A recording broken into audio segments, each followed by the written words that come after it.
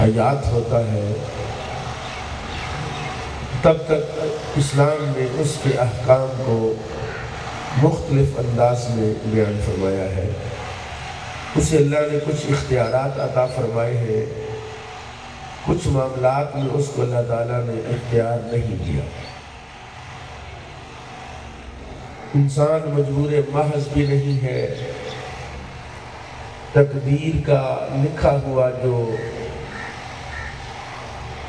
خشک ہو چکا ہے اس کے مطابق بھی نہیں ہے کہ انسان کچھ کر نہیں سکتا۔ قرآن نے کہا وَهَدَيْنَاهُ النَّجْدَيْنِ، ہم نے اس کو دو رستے عطا فرمائے، فَأَلْهَمَهَا فُجُورَهَا وَتَقْوَاهَا، اس کی سرشت میں، اس کی فطرت میں، اس کے جسم میں ہم نے دو چیزیں رکھ دی۔ اس کے اندر ہم نے فجور کو بھی رکھ دیا ہے، گناہ کرنے کی صلاحیت کو بھی رکھ دیا ہے، وَتَقْوَاهَا، اور نیکی کرنے کی صلاحیت کو بھی رکھ دیا ہے۔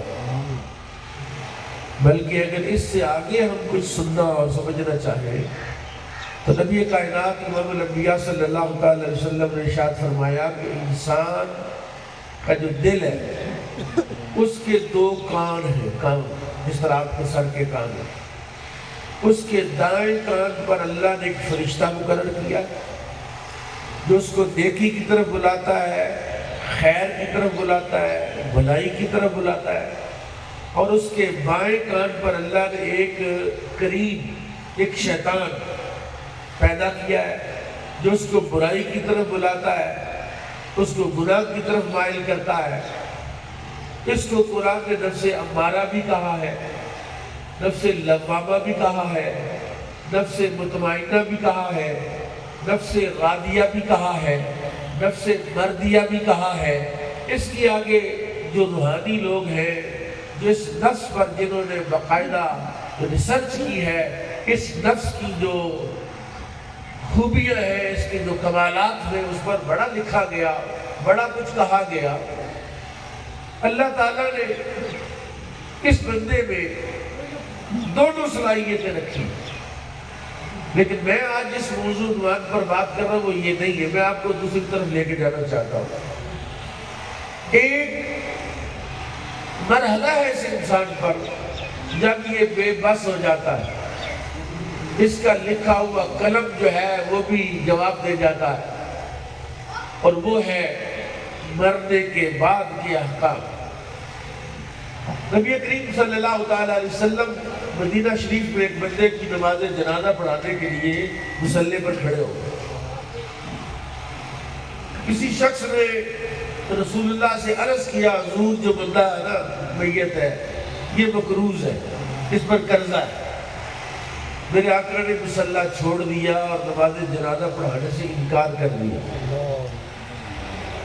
جی انکار کر دیا۔ حضور نے کہا میں نے جنازہ پڑھا جب تک اس کے ذمہ قرض ہے وہ ادا نہ ہو، یعنی مقروض کی نماز جنازہ جو ہے وہ اس وقت تک نہ پڑھی جائے جب تک اس کا قرضہ نہ ادا کیا جائے۔ چنانچہ حضرت عبدالرحمن ابن عوف یا کسی اور مالدار صحابی نے بارگاہ رسالت میں کیا، اس کا سارا قرضہ میں اپنے ذمہ لیتا ہوں۔ پھر میرے آقا نے اس کی نماز جنازہ کی امامت کی۔ ہمیں اس مسئلے میں غور کرنا چاہیے، اس لیے ہمیں روکا گیا، منع کیا گیا کہ قرض سے تو انسان بچو۔ کئی بندے جلدی جلدی قرضہ پکڑ لیتے، بلا عذر بلا وجہ، چلو جی ایسے پیسے نہیں ہے چلو یہ ادھار لے لیتے۔ امیر المؤمنین سیدنا فاروق اعظم رضی اللہ تعالیٰ بازار سے گزر رہے تھے، کسائی نے آواز دی سرکار گوشت بڑا ودیا ہے، کٹورا ہے، بڑا کھانے والا گوشت ہے۔ آپ نے فرمایا میرے پاس پیسے نہیں ہیں۔ اس نے کہا کوئی بات نہیں، آپ کل دے دیں پرسوں دے دیں، ادھار کر لیں۔ آپ نے فرمایا تیرے ساتھ ادھار کروں یا اپنے پیٹ سے ادھار کر لوں؟ نہیں سمجھے آپ کہ میں گوشت ہی نہیں کھاؤں گا، جو ادھار مجھے گوشت لینا پڑے تو میں پیٹ سے ادھار کر لیتا بجائے اس کے تیرا قرض میرے ذمہ ہو. اسی طرح سیدنا فاروق اعظم کا ایک تنترا ہے کہ آپ کا بیٹا ایک اسکول میں پڑھتا تھا اور بیٹے کا قمیض پھٹا ہوا تھا, پرانا تھا. لڑکوں نے بچوں نے باتیں کی اس کا باپ امیر المومنین اور دیکھو اس کا قمیض. اس کو تنگ کیا, ستایا. بیٹا گھر آ گیا, اس نے کہا کل سے میں اسکول نہیں جاؤں گا, مجھے یونیفارم لے کر دے, مجھے آپ کی قمیض نیا لے کر دے. آپ کی زوجہ محترمہ نے جناب فاروق اعظم سے کہا کہ آپ قمیض لے دیں. ابھی کہا میرے پاس تو پیسے نہیں ہے. اچھا چلو میں کرتا ہوں. آپ جو نگران تھا, وزیر خزانہ تھا, جو خزانے کا بیت المال کا نگران, اس کے پاس گئے کہ مجھے یکم تاریخ تک ادھار پیسے دو.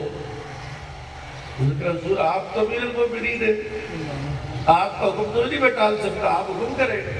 لیکن ایک بات بتائیے, اگر آپ پہلی تاریخ سے پہلے فوت ہو گئے تو قرضہ واپس کون کرے گا, یہ بھی تو بتائیے.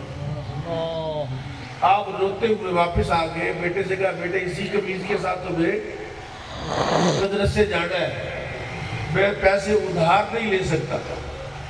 نبی کریم صلی اللہ تعالی علیہ وسلم نے بھی ادھار تو لیا ہے, جو تمہیں حدیث میں آتا ہے, ملتا ہے. حضور نے فرمایا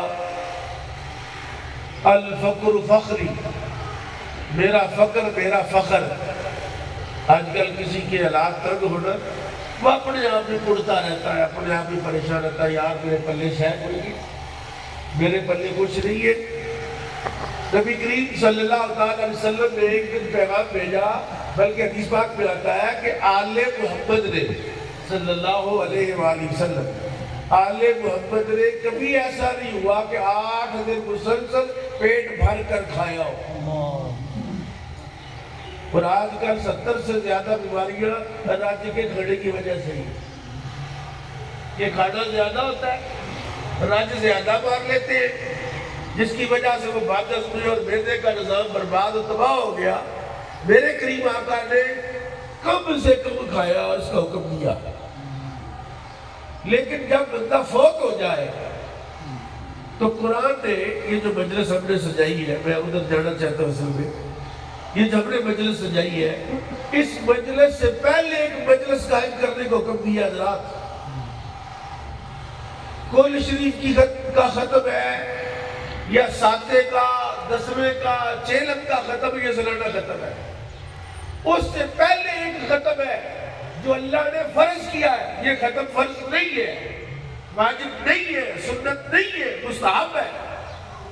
بھائی صاحبہ کے سارے بچے ماشاءاللہ جوان ہیں, صاحب حیثیت ہے, ان کے پاس طاقت ہے, وہ چاہتے ہیں کہ ہماری والدہ فوت ہو گئی تو ہم سارے عزیز رشتہ داروں کو بلائیں اور کھانا پکائیں اور ان کو کھانا کھلائیں, اور اس کی وراثت میں سے بھی یہ انہوں نے ختم کا اہتمام نہیں کیا. تو جائے دیکھیں پکائیں, بریانیاں پکائیں, حلوے پکائیں, جتنا چاہے کھانا پکائیں, جتنا کھلائیں گے اللہ کی مخلوق کو, اتنا صدقہ ان کی والدہ کو قبر پہ پہنچے گا. لیکن اگر مرنے والے کی وراثت سے